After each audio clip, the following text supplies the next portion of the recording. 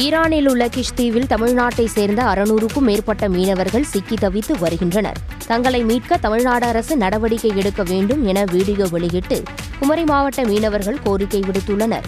Israel Iran இடையேயான மோதல் முடிவுக்கு வந்துள்ள நிலையில் இதற்கிடையே மீன்பிடிக்க சென்ற பூத்துறை, முட்டம் உள்ளிட்ட கடற்கரை கிராமங்களைச் சேர்ந்த மீனவர்கள் 10 நாட்களுக்கும் மேலாக அங்கு சிக்கி தவித்து வருகின்றனர்.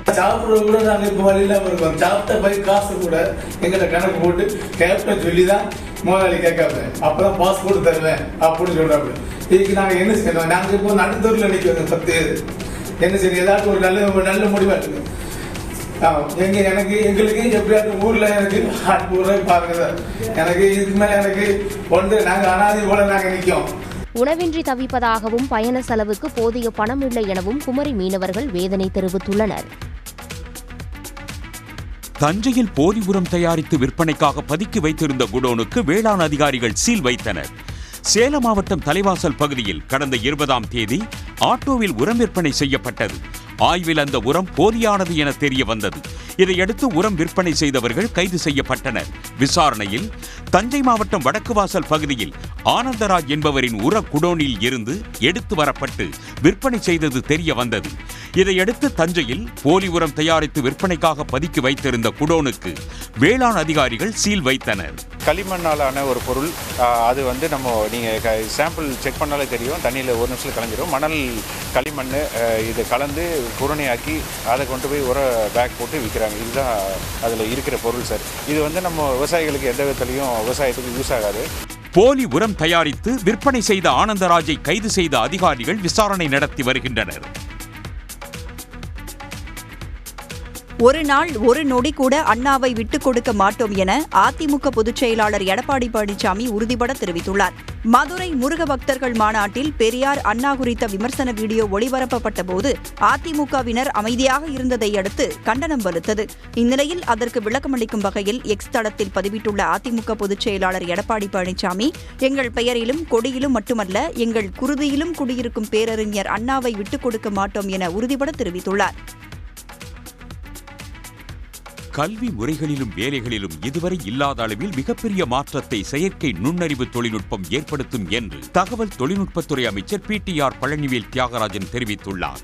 சென்னை ராயப்பேட்டை புதுக்கல்லூரியில் 19ஆம் ஆண்டு பட்டமளிப்பு விழாவில் பங்கேற்று பட்டங்களை வழங்கி அமைச்சர் தியாகராஜன் சிறப்புரையாற்றினார்.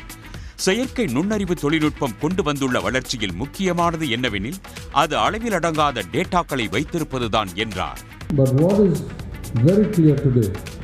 Absolutely crystal clear to me. The nature of education and the nature of work is going to be changed forever. AI-ஐ மனிதர்கள் போலவே செயல்படுத்த முனைவது, மனிதர்களை மிரட்டுவது உள்ளிட்ட பல சிக்கல்கள் தற்போது எழுந்துள்ளதாக அமைச்சர் பழனிவேல் தியாகராஜன் தெரிவித்தார். மதக்கலவரம் ஏற்படுத்தும் வகையில் பேசியதாக மதுரை ஆதீனம் மீது 4 பிரிவுகளில் சென்னை சைபர் கிரைம் போலீசார் வழக்கு பதிவு செய்துள்ளனர். உளுந்தூர்பேட்டை அருகே தனது கார் மீது மற்றொரு கார் மோதியதாகவும் அதில் வந்தவர்கள் குல்லா அணிந்திருந்தார்கள், தாடி வைத்திருந்தார்கள் என கூறினார். இதையடுத்து காவல்துறை வெளியிட்ட CCTV வீடியோவில் அப்படி விபத்து ஏதும் நடக்கவில்லை என்பதும் மதுரை ஆதீனத்தின் கார் அதிவேகமாக செல்வதும் தெரிய வந்தது. இந்நிலையில் மதுரை ஆதீனம் இரு பிரிவினருக்கு இடையே வெறுப்புணர்வை ஏற்படுத்தி கலவரத்தை தூண்டி சட்ட ஒழுங்கு பிரச்சனை ஏற்படும் வகையில் செயல்படுவதாக ராஜேந்திரன் என்பவர் சென்னை காவல்துறை ஆணையரிடம் புகார் அளித்தார். அதன் அடிப்படையில் கலவரத்தை ஏற்படுத்தும் வகையில் பேசுதல், சமூகத்திற்கு இடையே பகைமையை உருவாக்கும் வகையில் செயல்படுதல் உள்ளிட்ட 4 பிரிவுகளில் வழக்கு பதிவு செய்யப்பட்டுள்ளது. கேரளாவில் பெய்து வரும் கனமழையால் சாலக்குடி ஆற்றில் ஏற்பட்ட வெள்ளப்பெருக்கில் 3 காட்டு யானைகள் சிக்கி தவித்தன. பருவமழை தீவிரமடைந்து திருச்சூர் மாவட்ட மலையோர பகுதிகளில் தொடர்ந்து மழை பெய்து வருகிறது. இதனால் சாலக்குடி ஆற்றில் வெள்ளப்பெருக்கு ஏற்பட்டுள்ளது. இதனிடையே காட்டு யானை ஒன்று ஆற்றை கடந்து செல்ல முயன்று தண்ணீரின் வேகத்தில் நடுவில் சிக்கிக் கொண்டது.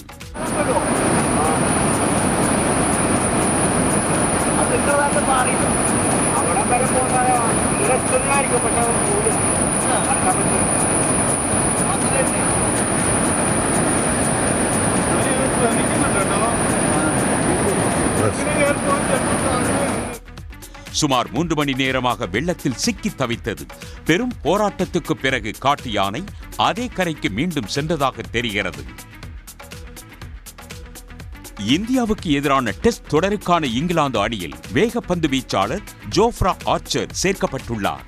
காயத்தால் அவதிப்பட்டு வந்த அவர் சிகிச்சை மற்றும் ஓய்வில் இருந்தார். உடல்நலம் பெற்றதை அடுத்து அண்மை காலமாக உள்ளூர் போட்டிகளில் விளையாடி வந்த ஆர்ச்சர் 4 ஆண்டுகளுக்கு பிறகு இங்கிலாந்து டெஸ்ட் அணியில் இடம் பிடித்துள்ளார். முதல் டெஸ்ட் போட்டியில் இங்கிலாந்து வெற்றி பெற்றாலும் இந்திய வீரர்கள் அபாரமான பேட்டிங்கை வெளிப்படுத்தினர். குறிப்பாக இந்திய அணி தரப்பில் 5 சதங்கள் அடிக்கப்பட்டன. இதையடுத்து இங்கிலாந்து அணியின் பந்துவீச்சை பலப்படுத்தும் வகையில் ஜூலை 2ஆம் தேதி நடைபெறவுள்ள 2வது டெஸ்டில் ஆர்ச்சர் சேர்க்கப்பட்டுள்ளார். திருவண்ணாமலை மாவட்டம் செய்யாறு புறவழிச்சாலையில் 1500 சதுரடி கொண்ட மாடி வீட்டை சுமார் 6 அடி உயரத்திற்கு ஜாக்கி மூலம் உயர்த்தும் பணி தீவிரமாக நடைபெற்று வருகிறது. ஓய்வு பெற்ற ஆசிரியரான முத்து என்பவரின் வீடு சாலையை விட 5 அடி பள்ளத்தில் இருப்பதால் 35 பணியாளர்களை கொண்டு 350 ஜாக்கிகள் மூலம் கட்டடத்தை உயர்த்தும் பணி நடைபெற்று வருகிறது. பழைய கட்டடத்தை 6 அடி உயரத்திற்கு தூக்கும் பணியை அப்பகுதி மக்கள் ஆர்வமுடன் பார்த்து செல்கின்றனர். நம்ம புதுசா பில்டிங் கட்ட போனாலும் 40 லட்சம் 50 லட்சம் செலவு பண்ணி நம்ம கட்டணும். இப்போ 2 வருஷம் 3 வருஷம் ஆனாலுமே அந்த பில்டிங்கை எந்த ஒரு சேதாரமும் இல்லாம ஹைட் பண்றதுக்கு இது ஒரு உதாரணமான நல்லா இருக்கு, வரவேற்கத்தக்கது. வீட்டை ஜாக்கி மூலம் 6 அடி உயரம் தூக்குவதற்கு சுமார் 7 லட்சம் செலவாகும் என வீட்டின் உரிமையாளர் தெரிவித்துள்ளார். கேரள மாநிலம் வயநாடு வனப்பகுதியில் 2 யானைகள் ஆக்ரோஷமாக மோதிக்கொண்டதால் பதற்றம் நிலவியது. முத்தங்கா புலிகள் காப்பக வனப்பகுதியில் பயங்கர சத்தத்துடன் பிளிறியபடி நீண்ட நேரம் யானைகள் சண்டையிட்டன. யானைகள் மோதிக்கொண்டதை அங்கிருந்தவர்கள் படம் பிடித்தனர்.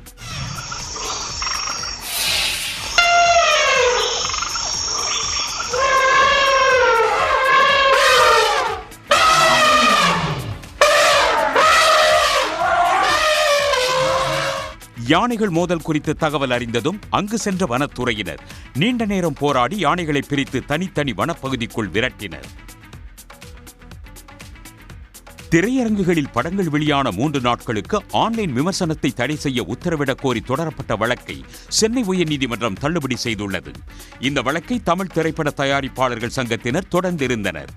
எதிர்மறையான விமர்சனங்களால் திரைப்படங்கள் சரிவர ஓடாமல் தோல்வியடைந்து தயாரிப்பாளர்களுக்கு நஷ்டம் ஏற்படுவதாக அந்த மனுவில் தெரிவிக்கப்பட்டிருந்தது. இந்த வழக்கை விசாரித்த நீதிபதி ஆனந்த் வெங்கடேஷ் வழக்கை தள்ளுபடி செய்து உத்தரவிட்டார். படங்களின் மீதான விமர்சனங்களை தடை செய்வது பேச்சு மற்றும் கருத்து சுதந்திரத்திற்கான அடிப்படை உரிமையில் தலையிடுவதற்கு சமம் என்று நீதிபதி ஆனந்த் வெங்கடேஷ் தெரிவித்திருந்தார். நீதிபதிகளை பற்றி கூட மக்கள் எதிர்மறையான விமர்சனங்களை கூறும் காலத்தில் நாம் உள்ளோம் என்று கூறிய நீதிபதி அதையெல்லாம் தடுக்க முடியாது என்றும் குறிப்பிட்டார். தெலங்கானா மாநிலம் ரங்காரெட்டி மாவட்டம் சங்கர்பள்ளி ரயில்வே கேட் அருகே பெண் ஒருவர் தண்டவாளத்தின் மீது காரை வேகமாக ஓட்டியதால் பரபரப்பு ஏற்பட்டது. இளம் பெண் ஒருவர் முகக்கவசம் அணிந்து கொண்டு தண்டவாளத்தில் வேகமாக கார் ஓட்டியதை ரயில்வே ஊழியர்கள் தடுக்க முயற்சித்துள்ளனர். அந்த பெண் காரை நிறுத்தாமல் தொடர்ந்து வேகமாக இயக்கியுள்ளார்.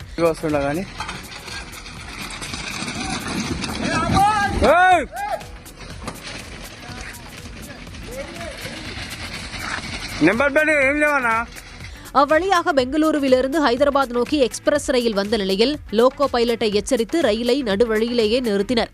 இதனையடுத்து சங்கர்பள்ளி போலீசார், ரயில்வே ஊழியர்கள், பொதுமக்கள் இணைந்து காரை நிறுத்தி அப்பெண்ணை வலுக்கட்டாயமாக வெளியே அழைத்தனர். பின்னர் நிறுத்தப்பட்ட ரயில் ஹைதராபாத் நோக்கி புறப்பட்டது. இந்த நிலையில் அந்த பெண் எதற்காக இதை செய்தார் அல்லது வேறு ஏதாவது காரணமா என்ற கோணத்தில் போலீசார் தீவிர விசாரணை மேற்கொண்டு வருகின்றனர்.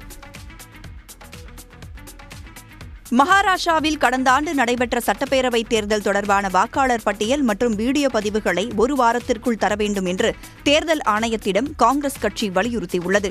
மகாராஷ்டிரா சட்டப்பேரவைத் தேர்தலில் மிகப்பெரிய முறைகேடு நடைபெற்றதாக காங்கிரஸ் எம்பி ராகுல் காந்தி தொடர்ச்சியாக குற்றம் சாட்டி வருகிறார். இதனை மறுத்து வரும் தேர்தல் ஆணையம் அனைத்து தேர்தல்களும் சட்டப்படியே நடப்பதாக விளக்கமளித்துள்ளது. இந்த பிரச்சினை தொடர்பாக விவாதிக்க வசதியான தேதி மற்றும் நேரத்தில் ராகுல் காந்தியை நேரில் சந்தித்து விளக்கமளிக்க தயார் என்றும் தேர்தல் ஆணையம் அறிவித்துள்ளது. இந்த சூழலில் தேர்தல் ஆணையத்திற்கு கடிதம் எழுதியுள்ள காங்கிரஸ் கட்சி ராகுலுடனான சந்திப்புக்கு முன்பாக வாக்காளர் பட்டியல், வீடியோ பதிவுகளை வழங்குமாறு வலியுறுத்தியுள்ளது. நாட்டிலேயே அரசியலமைப்பு சட்டம்தான் மிக உயர்ந்தது என்று உச்சநீதிமன்ற தலைமை நீதிபதி B.R. கவாய் கூறியுள்ளார். மகாராஷ்டிர மாநிலம் அமராவதி நகரில் நடைபெற்ற பாராட்டு விழாவில் பேசிய கவாய், நிர்வாகம், நாடாளுமன்றம், நீதித்துறை ஆகியவற்றில் எந்த பிரிவு உயர்ந்தது என்ற விவாதம் தொடர்ந்து நடைபெற்று வருவதாக கூறினார். நாடாளுமன்றம்தான் அதிகாரமிக்கது என்று பலர் கூறினாலும் தன்னை பொறுத்தவரை அரசியலமைப்பு சட்டமே அனைத்தையும் விட மிக உயரியது என்று அவர் குறிப்பிட்டார். நிர்வாகம், நாடாளுமன்றம், நீதித்துறை ஆகிய ஜனநாயகத்தின் 3 பிரிவுகளும் அரசியலமைப்பின் கீழ்தான் செயல்படுகின்றன என்றும் B.R. கவாய் தெரிவித்தார். உச்சநீதிமன்றம் வழங்கிய தீர்ப்பு ஒன்றை மேற்கோள் காட்டி பேசிய தலைமை நீதிபதி கவாய், அரசியலமைப்பில் திருத்தங்களை செய்ய நாடாளுமன்றத்திற்கு அதிகாரம் இருந்தாலும் அரசியல் அமைப்பின் அடிப்படை கட்டமைப்பை அதனால் மாற்றிவிட முடியாது என்றார். ஒகேனக்கல் காவிரி ஆற்றில் நீர்வரத்து 57,000 கன அடியாக அதிகரித்துள்ளது. கர்நாடகாவில் பெய்து வரும் கனமழையால் கிருஷ்ணராஜசாகர் அணைக்கு வினாடிக்கு 46,804 கன அடி நீர் வரத்து இருக்கும் நிலையில் 55,446 கன அடி நீர் வெளியேற்றப்படுகிறது. கபினி அணைக்கான நீர்வரத்து வினாடிக்கு 30,563 கன அடியாக இருக்கும் நிலையில் 30,000 கன அடி நீர் திறந்துவிடப்பட்டுள்ளது.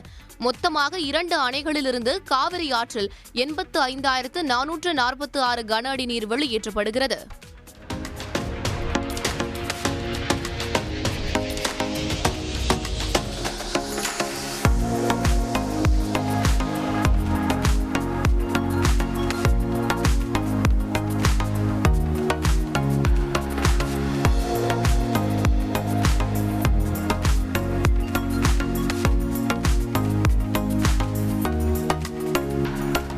இதனால் ஒகேனக்கல் காவிரி ஆற்றில் நீர்வரத்து 50,000 கன அடியிலிருந்து 57,000 கன அடியாக அதிகரித்துள்ளது. இதனால் ஒகேனக்கல் அருவிகளில் தண்ணீர் ஆர்ப்பரித்து கொட்டுகிறது.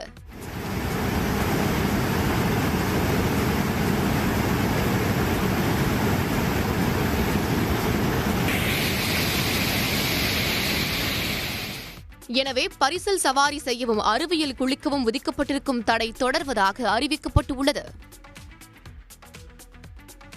ஈரானிலிருந்து இதுவரை 4,415 இந்தியர்கள் தாயகம் அழைத்து வரப்பட்டிருப்பதாக வெளியுறவுத்துறை அமைச்சகம் தெரிவித்திருக்கிறது. இஸ்ரேல் ஈரான் மோதலை அடுத்து பதற்றம் அதிகரித்ததால் அந்நாடுகளில் உள்ள இந்தியர்களை ஒன்றிய அரசு படிப்படியாக மீட்டு வருகிறது. அதன் அடிப்படையில் ஈரானில் தத்தளித்த இந்தியர்கள் 173 பேர் சிறப்பு விமானம் மூலம் நேற்று மாலை டெல்லிக்கு அழைத்து வரப்பட்டனர். இஸ்ரேல் ஈரான் இடையேயான பதற்றத்திற்கு மத்தியில் இதுவரை 4,415 பேர் தாயகம் அழைத்து வரப்பட்டிருப்பதாக வெளியுறவுத்துறை செய்தித் தொடர்பாளர் ரந்தீர் ஜெய்ஸ்வால் தெரிவித்துள்ளார். ஈரானிலிருந்து 3,597 இந்தியர்களும் இஸ்ரேலிலிருந்து 818 பேரும் தாய்நாடு அழைத்து வரப்பட்டிருப்பதாக ஜெய்ஸ்வால் கூறியுள்ளார். சர்வதேச விமான போக்குவரத்திற்கு ஈரான் தனது வான்வெளியை மூடிவிட்டதால் அர்மேனியா வழியாக இந்தியர்கள் மீட்கப்பட்டு வருகின்றனர். ஒரு நாள் ஒரு நொடி கூட அண்ணாவை விட்டுக் கொடுக்க மாட்டோம் என அதிமுக பொதுச் செயலாளர் எடப்பாடி பழனிசாமி உறுதிபட தெரிவித்துள்ளார். மதுரை முருக பக்தர்கள் மாநாட்டில் பெரியார் அண்ணா குறித்த விமர்சன வீடியோ ஒளிபரப்பப்பட்ட போது அதிமுகவினர் அமைதியாக இருந்ததை அடுத்து கண்டனம் வலுத்தது. இந்நிலையில் அதற்கு விளக்கமளிக்கும் வகையில் எக்ஸ் தளத்தில் பதிவிட்டுள்ள அதிமுக பொதுச் செயலாளர் எடப்பாடி பழனிசாமி, எங்கள் பெயரிலும் கொடியிலும் மட்டுமல்ல, எங்கள் குருதியிலும் குடியிருக்கும் பேரறிஞர் அண்ணாவை விட்டுக் கொடுக்க மாட்டோம் என உறுதிபட தெரிவித்துள்ளார். தஞ்சையில் போலி உரம் தயாரித்து விற்பனைக்காக பதுக்கி வைத்திருந்த குடோனுக்கு வேளாண் அதிகாரிகள் சீல் வைத்தனர். சேலம் மாவட்டம் தலைவாசல் பகுதியில் கடந்த 20ஆம் தேதி ஆட்டோவில் உரம் விற்பனை செய்யப்பட்டது. ஆய்வில் அந்த உரம் போலியானது என தெரிய வந்தது. இதையடுத்து உரம் விற்பனை செய்தவர்கள் கைது செய்யப்பட்டனர். விசாரணையில் தஞ்சை மாவட்டம் வடக்கு வாசல் பகுதியில் ஆனந்தராஜ் என்பவரின் உர குடோனில் இருந்து எடுத்து வரப்பட்டு விற்பனை செய்தது தெரிய வந்தது. இதையடுத்து தஞ்சையில் போலி உரம் தயாரித்து விற்பனைக்காக பதுக்கி வைத்திருந்த குடோனுக்கு வேளாண் அதிகாரிகள் சீல் வைத்தனர். களிமண்ணாலான ஒரு பொருள், அது வந்து நீங்கள் சாம்பிள் செக் பண்ணாலே தெரியும், தண்ணியில் 1 நிமிஷத்தில் கலைஞ்சிடும். மணல், களிமண் இது கலந்து குருணையாக்கி அதை கொண்டு போய் உர பேக் போட்டு விற்கிறாங்க. இதுதான் அதில் இருக்கிற பொருள் சார். இது வந்து நம்ம விவசாயிகளுக்கு எந்த விதத்துலையும் விவசாயத்துக்கு யூஸ் ஆகாது. போலி உரம் தயாரித்து விற்பனை செய்த ஆனந்தராஜை கைது செய்த அதிகாரிகள் விசாரணை நடத்தி வருகின்றனர்.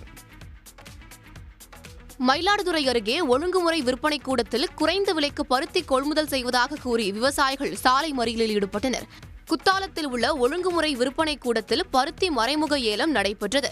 200க்கும் மேற்பட்ட விவசாயிகள் கொண்டு வந்த பருத்தியை பல்வேறு மாவட்ட மாநிலங்களிலிருந்து 40க்கும் மேற்பட்ட வியாபாரிகள் கொள்முதல் செய்தனர். பருத்தி குவிண்டால் ஒன்றுக்கு அதிகபட்ச விலையாக 7,400 ரூபாய்க்கும், குறைந்தபட்ச விலையாக 5600 ரூபாய்க்கும் வியாபாரிகள் கொள்முதல் செய்தனர். குறைந்த விலையால் பாதித்த விவசாயிகள் வியாபாரிகளுக்கு சாதகமாக அதிகாரிகள் செயல்படுவதாக கூறி மயிலாடுதுறை கும்பகோணம் சாலையில் விற்பனை கூட முன்பு திடீரென சாலை மறியல் போராட்டத்தில் ஈடுபட்டனர்.